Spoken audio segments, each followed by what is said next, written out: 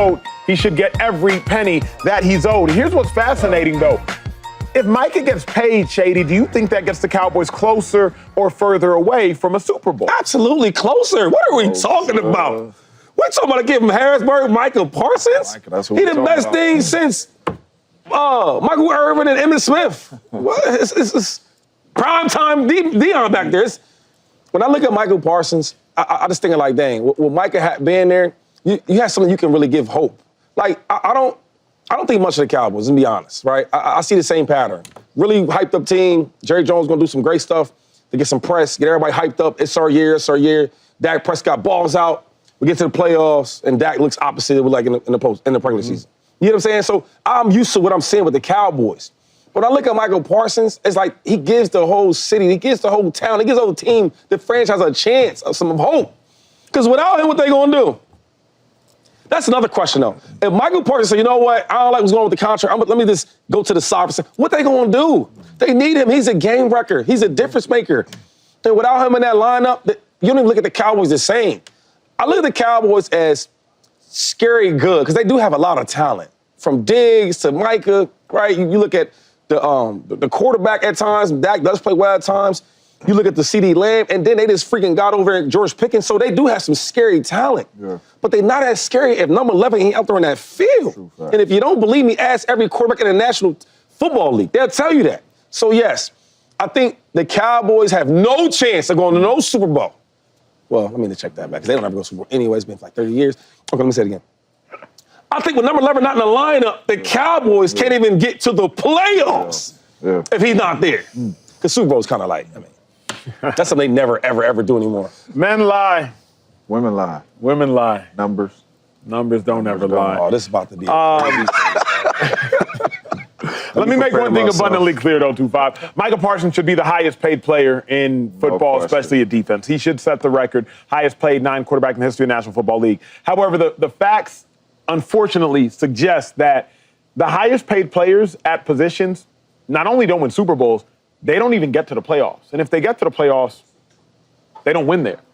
Look at every highest paid player at every position. Cowboys, Dak missed the playoffs. This is last year. McCaffrey missed the playoffs. Justin Jefferson didn't win a playoff game. Travis Kelce, he gets to the Super Bowl, he loses. I put an asterisk there. Obviously, you're playing with Patrick Mahomes. He's the outlier. I would suggest it proves the rule. Tristan Wirfs, highest paid offensive lineman, didn't win a playoff game. Nick Bosa missed the playoffs, highest paid defensive end. Josh Allen, that's the defensive lineman, Josh Hines Allen, missed the playoffs. Jalen Ramsey of the Dolphins missed the playoffs. Antoine Winfield, no playoff wins. The highest paid players at each position did not win playoff games, and most didn't even make the playoffs. Obviously, the outlier proving the rule is Travis Kelce. Oftentimes, when you're the highest paid at a position, there's roster imbalance. Men lie, that's LeSean McCoy. Women lie, that might be your favorite other analyst, but these numbers, unfortunately, they just don't. And that's not just a statistic that applies to last year. You can look up any time in years past. If you have the highest paid at a position, typically you don't even make the playoffs, let alone win playoff games, because there's just an imbalance there. If you pay Micah Parsons, which you should, Cowboys aren't getting closer to winning a Super Bowl because of the roster imbalance. I think it's a necessary evil, like valet parking. I can park my car those 10 feet, but I have to. It's customary. It's a necessary evil like an agent. I could have the deal slotted, but I got to pay you 3%. It's a necessary evil. Can we put that list back up there real quick? Yeah, because I just want to know real quick. So this is this year, this is like all time? This is off last year. Like last year's highest paid. Those are the highest paid at every position last year. But I'm saying, what I'm asking you is like, your point here is like this for this year? Or oh, no, it's pretty applicable on an annual basis. So Aaron Donald, he was highest paid, like highest paid. The question then would become, was he the highest paid the year they won a Super Bowl? So yes, he was. We'll fact check it. Jalen Ramsey, real quick, when he was with the Rams, he was one of the highest paid. We'll check. We have researchers. I can do this all day, James. But even without that, can we see the list one more time? Please, the list. So, who are you taking off of their team on this list and their team get closer? Even with them being the highest paid? That's a great question. There's too much hypothesizing with that question, I would suggest. Because if you don't have Nick Bosa or McCaffrey, who all do you have in extent? Because I'll answer for you, none of them. Because you need them to win. Aaron Donald was the second highest paid behind Myles Garrett at defensive line that year, sir. But you need them dudes to win, though. You know what I'm saying? Like, we're talking about Micah Parsons.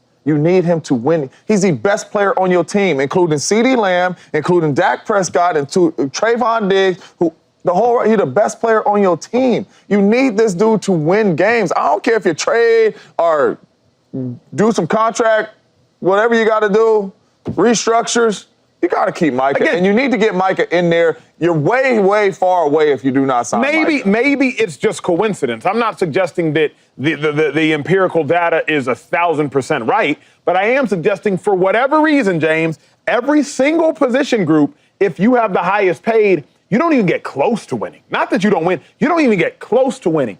Again, I like the Howie Roseman approach. I'm going to pay you. I'm going to pay you early. You're going to be very highly paid. You're probably not going to be the highest paid. That's just the approach I like as opposed to the Cowboys approach. I'm going to pay you. I'm going to pay you late. I'm going to make you the highest paid Dak Prescott. I'm going to make you the highest paid. Retain the talent. I'm not saying don't retain Micah Parsons. I'm really suggesting they probably just should have paid him 5 months ago. Then Miles would have been paid more.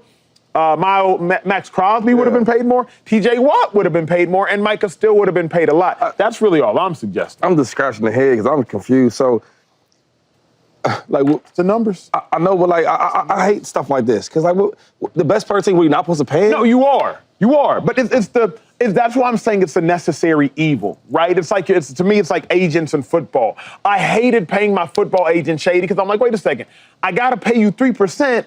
But the contract was really slotted on my rookie deal, so I got to pay you because everybody says I have to pay you, but did it make sense to pay you? You have to pay Micah. But I don't think paying Micah gets the Cowboys. So real quick, if Micah's on another year, right? So last year, when he wasn't highest paid, were they closer to win a Super Bowl? In theory, Dak was still the highest paid, so statistically, I would still say they weren't because Dak was still the highest paid. This is just what the data says. So is Patrick Mahomes, he's not the highest paid. Remember, Brady was never the highest paid. Mahomes was never the highest paid. It's a bunch of dudes on everybody's roster making a whole lot of money. Agreed. Again, maybe it's nothingness. Maybe all of these highest paid at all these positions mean absolutely nothing. Maybe it means nothing. I'm just suggesting, James, there's a lot of data that suggests. Can I ask you this? There's just a lot of data that suggests. So wait, is there a big difference between I'm the highest paid and I'm number 2?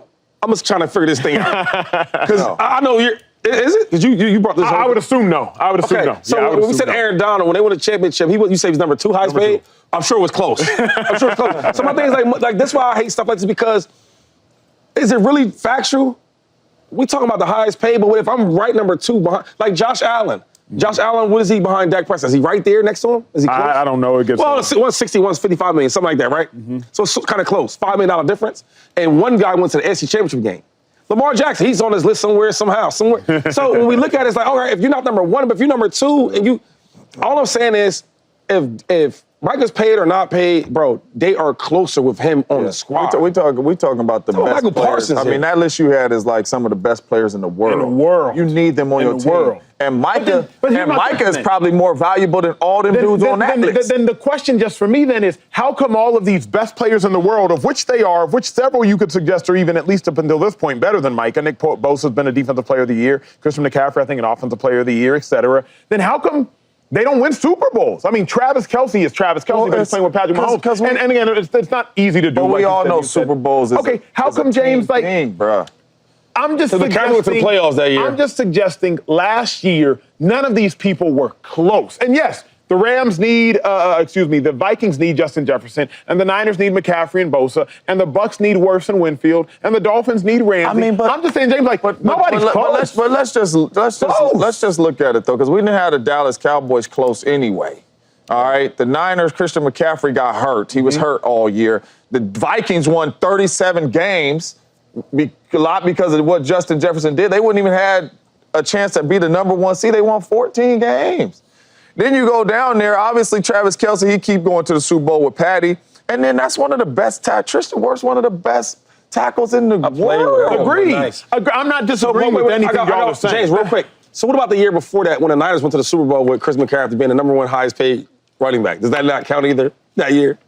And I'm sure Nick Bosa was up there for pass. Right. What about Saquon being number 2? You were wrong last time. I'll check again.